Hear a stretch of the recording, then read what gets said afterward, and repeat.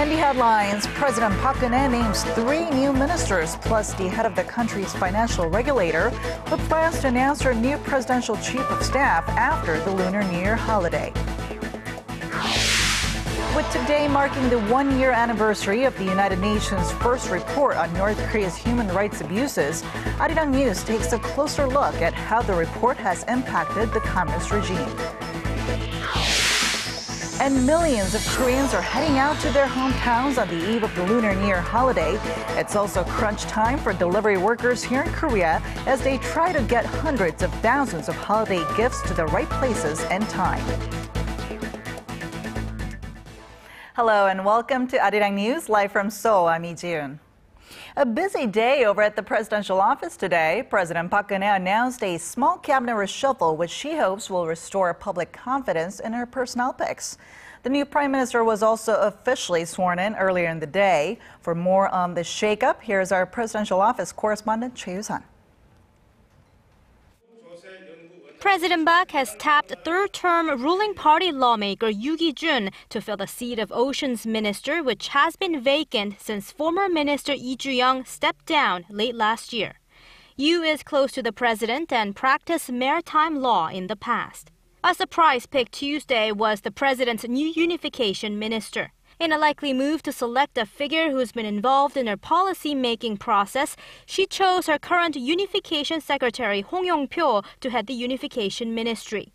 President Park also named another ruling party lawmaker considered a member of her faction, Yoo Il-ho, as Transport Minister.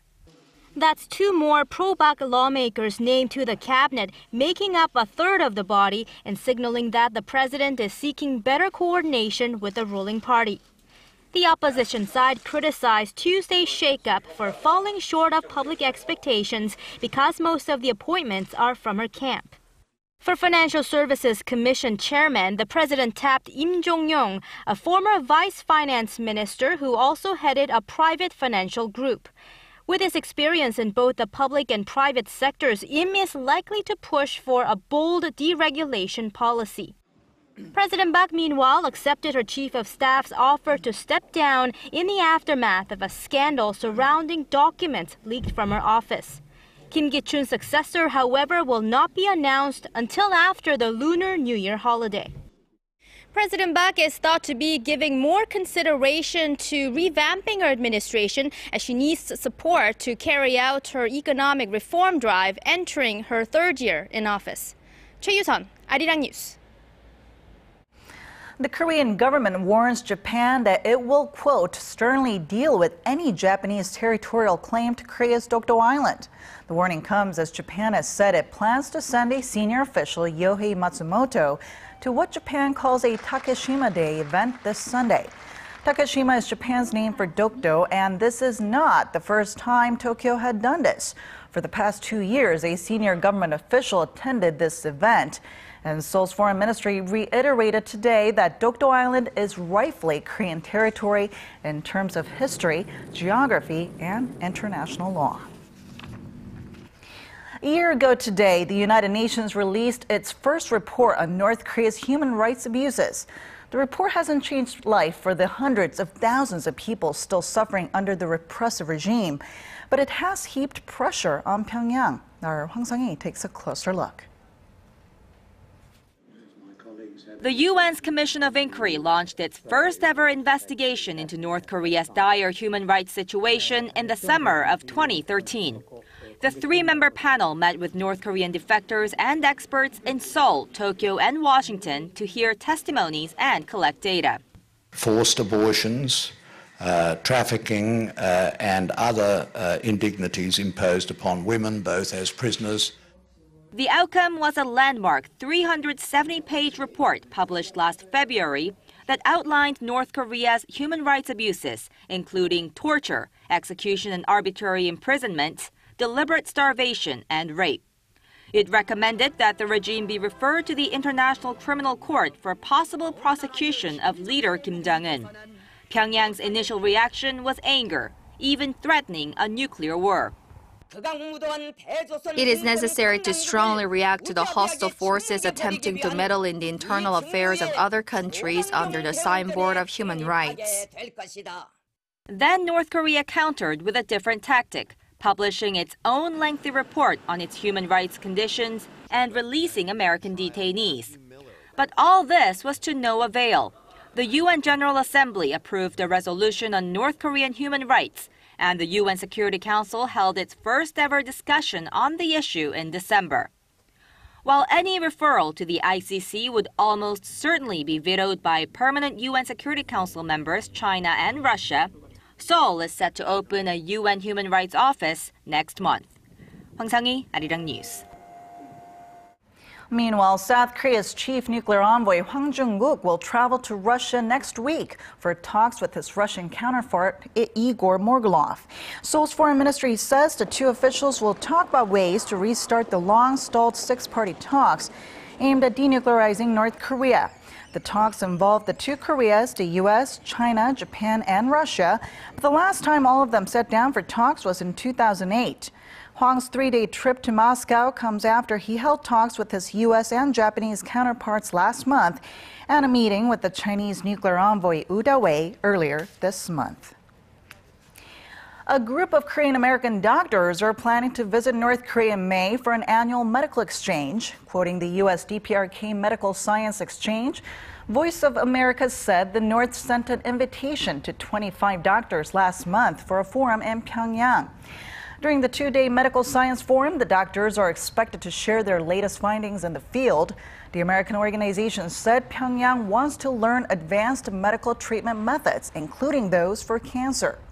VOA said, however, it's uncertain whether the group will be able to make the trip this year, as the regime has been restricting foreigners due to Ebola quarantine measures since October last year. Latest on the two North Korean fishermen who were found drifting on the South Korean side of the maritime border last Thursday. South Korea has notified the North that it will send the two fishermen back home, as they both wish to return to the North. Seoul's Unification Ministry says the South Korean Red Cross sent a message to Pyongyang earlier today that Seoul can return crewmen and the boat today or next Monday after the Lunar New Year holiday. The North said it can't give a response yet, as the official in charge of such matters is absent because North Korea celebrates its late leader's birthday until Wednesday.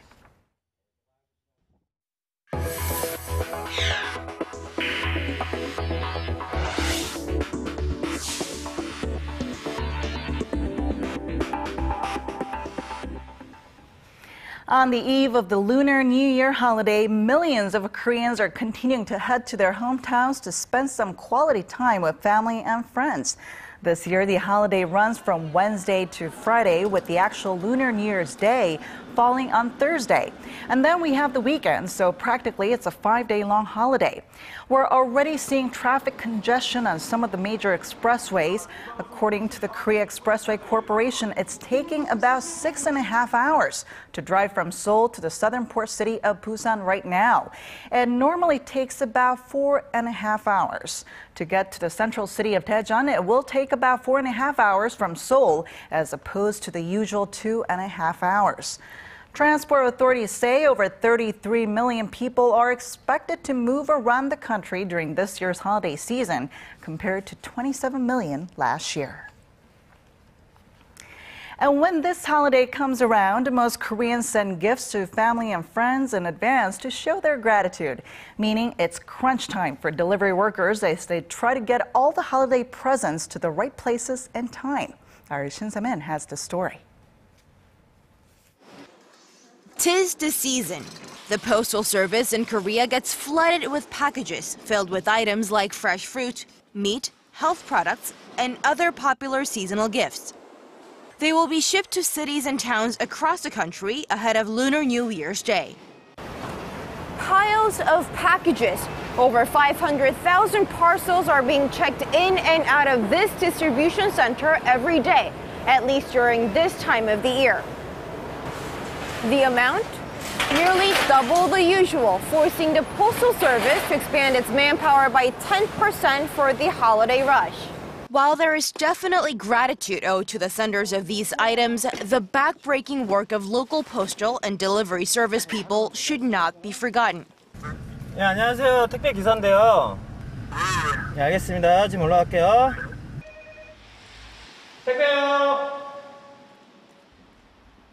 Lee Chung-hee has been delivering some 300 boxes a day, trying to keep up with the rush of packages. His days have gotten longer and his nights of rest much shorter. I don't really look forward to the holidays. I used to like them, but being in this profession has changed my perspective. Now, I personally hand-deliver gifts to my relatives. Despite the drawbacks, Lee still gives 110% to his work. It's a little nerve-wracking. I have to be careful that I don't lose or mishandle any of the packages, especially because I know they're gift boxes. And thanks to Lee and others like him in the delivery service, hundreds of thousands of people across the country will be able to share and enjoy an even happier holiday this year. Shin Se-min, ARIRANG News. In other news, it was a widely expected move. Korea's central bank stood pat on its key interest rate of 2% this month. But with scores of countries around the world loosening their monetary policies, expectations are mounting for a rate cut in the first half of this year. Our Hwang Ji-hye has the details. The Bank of Korea kept its key interest rate steady at 2% for the fourth straight month on Tuesday. The top central banker said that more time is needed to determine whether the economy is on a solid recovery path, while expressing concerns over the snowballing household debt problem. We've decided to hold the key rate to see how the downside risks and upward potential develop. We've also factored in the fast-growing household debt issue into our decision. But market expectations are growing for a rate cut in the first half of this year. They're being driven by the still weak economic sentiment at home despite aggressive government stimulus measures, along with a wave of global monetary easing that countries like China, India, Japan, and Australia are engaged in.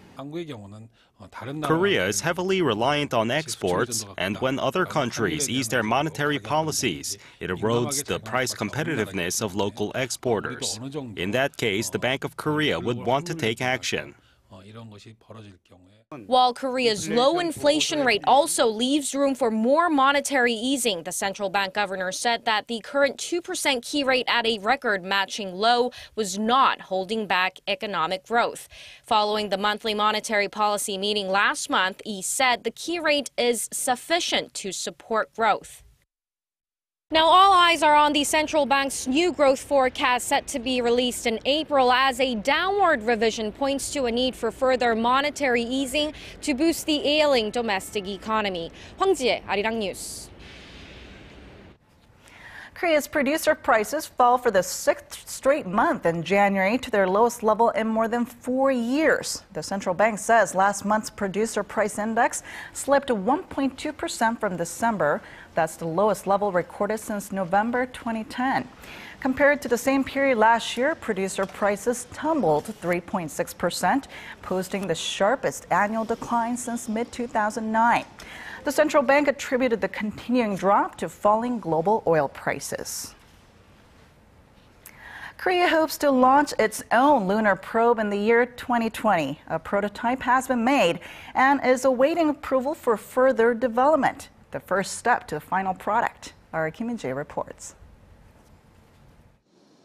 With 6 wheels on a body made of 2 parts that are connected, this rover can move freely across rough terrain and bumpy surfaces. Even with obstacles in the way, it can move easily.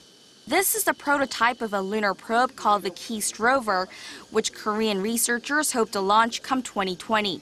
Now it needs to undergo testing to determine whether it will be able to operate in the extreme conditions on the moon, where temperatures range from minus 170 degrees Celsius to 130 degrees. All of the electrical and mechanical parts are loaded inside the body, so they can endure the lunar environment. Also, the conjoined body allows it to move easily. The researchers have also developed the technology to ensure the sustained movement of the ball bearings.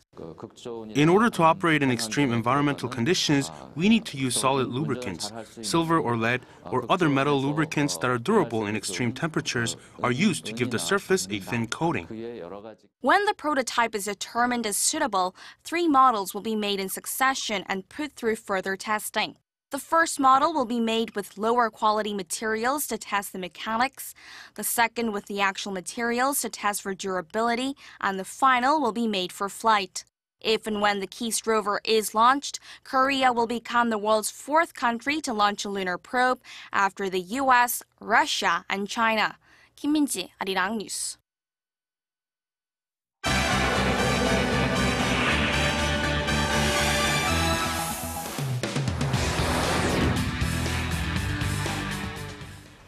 Turning now to Europe, there are serious concerns over Greece's $270 billion bailout package after high-stakes negotiations between Athens and its European creditors collapsed into disarray.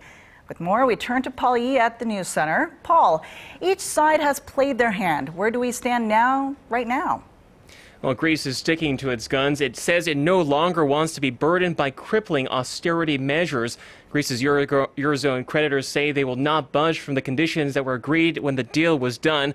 The so-called Eurogroup says Athens must accept an extension on the current deal or could go bankrupt at the end of this month. The Greek finance minister, however, remains confident that a compromise can be reached within the next 48 hours. Our Song Ji-sun has more.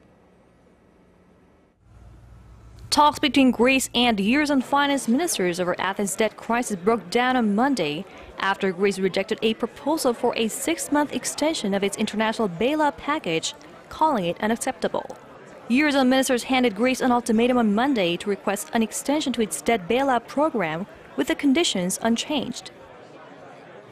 Within that program, a lot of changes are possible. There is flexibility, but the main features of the program, keeping the budget on track, reforming the economy, have to be maintained. But the first step would be an extension, and then the second step is let's talk about the content of the program, but not the other way around. The Eurogroup added the talks will not resume unless Athens submits an extension request by Friday. Greece is seeking to overhaul the terms of the $270 billion bailout package that comes attached with strong austerity measures. And let's find common ground between the two. This is what we've been saying from the beginning. It's not a bluff, because it's the only option we have. It's plan A, there is no plan B. Greece reaffirmed that it intends to stay within the Eurozone and that it's optimistic the two sides can reach an agreement before the package expires. The program ends on the last day of February, and if it does, Greece's coffers will likely run dry. Song Ji-sun, ARIRANG News. Well, Egypt has launched a second wave of airstrikes on Islamic State targets in Libya. This after Cairo vowed revenge for the horrific mass murder of 21 Egyptian Christians at the hands of the militant group. And Paul, we hear that Egypt is appealing to the international community to help them combat IS on this new front, which they say is so dangerous that it presents a threat to world peace. Yeah, strong words indeed. The Egyptian government wants a united global effort to destroy IS and other extremist groups operating in Libya. The country's president, Abdel Fattah al-Sisi, is urging the UN Security Council to adopt a resolution that would pave the way for international military intervention in Libya. And in a fresh warning, Cairo's top diplomats say if this problem isn't dealt with swiftly, it could spill into European soil in the coming weeks. Our Kim Hyun-bin reports. Anger erupted in Egypt, one day after the Islamic State militant group released a gruesome video showing the beheading of 21 Egyptian Christians. That rage rained down on IS-controlled areas in Libya, where the decapitations are believed to have taken place. Egyptian state television aired footage of fighter jets departing a hangar. The words "Long live Egypt" can be seen written on a jet's tail as it sets off on its mission. This was followed by night vision aerial footage showing airstrikes destroying reported IS camps, training sites, and weapons storage areas. Of course, what happened is a barbaric and savage terrorist act that goes back to the Stone Age. I can't imagine who would do that. Egypt has every right to defend itself, and it must take steps against this type of terrorism carried out by those fundamentalists. While the bombings were taking place, some of the victims' families held a funeral service for their loved ones in El Or village of Samalut, though their bodies presumably remain in Libya. Egypt's President Abdel Fattah al-Sisi is calling on the international community to expand its fight against the IS group beyond its strongholds in Iraq and Syria to include Libya. He says the situation in Libya is a clear threat to world peace and security. The UN Security Council and Secretary General Park Geun-hye condemned the mass murder as heinous and cowardly. Pope Francis, in his Monday address, urged Catholics to remember their brothers who died for the mere fact of confessing Christ. Kim Hyun-bin, ARIRANG News. And shifting our focus to Indonesia, Jakarta has announced it will postpone the transfer of 5 prisoners to the location where Indonesia carries out executions. And all 5 of them are sentenced to death for drug offenses. Paul, this delay comes amid an international outcry for clemency. What's behind the decision? Well, aside from pressure from world leaders, Indonesia says the delay was prompted by various medical concerns as well as requests by the families to spend more time with the prisoners. But Jakarta remains firm that these executions will go ahead soon. The 5 prisoners, which include 2 Australian nationals, are due to be executed by firing squad at a maximum security prison in Java. However, it's unclear when the executions will exactly take place. The postponement was announced on Tuesday by Indonesia's Attorney General's office. The executions are on schedule, which means there are no cancellations. The change is only in the transfer of the prisoners. This is our response to the requests by the Australian government and the prisoners' families to give them more time. Earlier, Australian Prime Minister Tony Abbott and UN Secretary General Ban Ki-moon launched separate appeals to Indonesia not to execute the prisoners.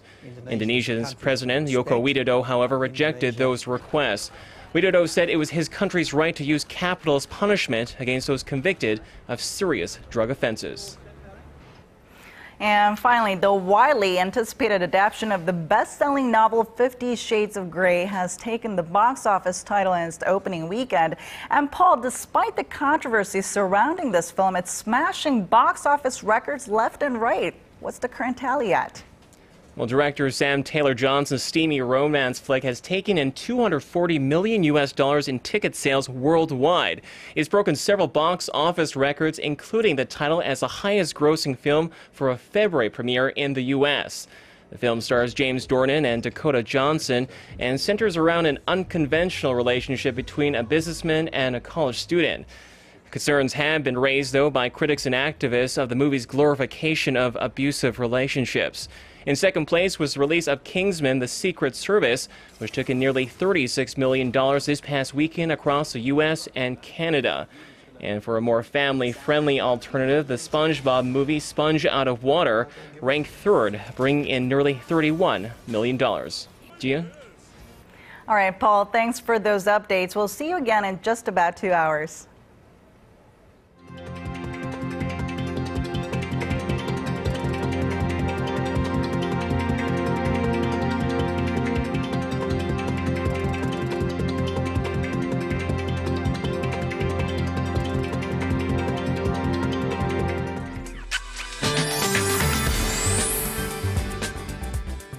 Hello and welcome. I'm Kim Bo-kyung with your weather forecast. So earlier today, we woke up to snowy conditions here in the capital. Things have cleared up, giving way to cloudy skies, but snow is falling from time to time in Gangwon-do province, where another centimeter or snow, or so that is in store through later tonight. As for tomorrow, due to winds blowing from the west to the east, up to 5 centimeters of snow should fall over Gangwon-do and Gyeongsang-do provinces. Meanwhile, less than 5 millimeters of precipitation may accompany the snow. Other than that, dropping temperatures overnight could lead to icy road conditions. Plus, those of you in the inland regions may wake up to a foggy morning, so those of you driving must take caution. And looking ahead, it looks like Mother Nature will continue to be on our side throughout the Lunar New Year holiday with mild conditions. And of course, do keep in mind that another bout of showers is forecast for the weekend. And of course, those of you driving must keep in mind that traffic is set to reach its peak tomorrow morning and on Thursday afternoon. Meanwhile, Seoul and Daegu should reach up to 6, Busan hits 9. Moving on to other regions, Jeju reaches up to 8, Dokdo 4, Mount Kumgang -4. Those are the updates we're following at this hour. Wish you a happy Lunar New Year, and here's a look at the international weather.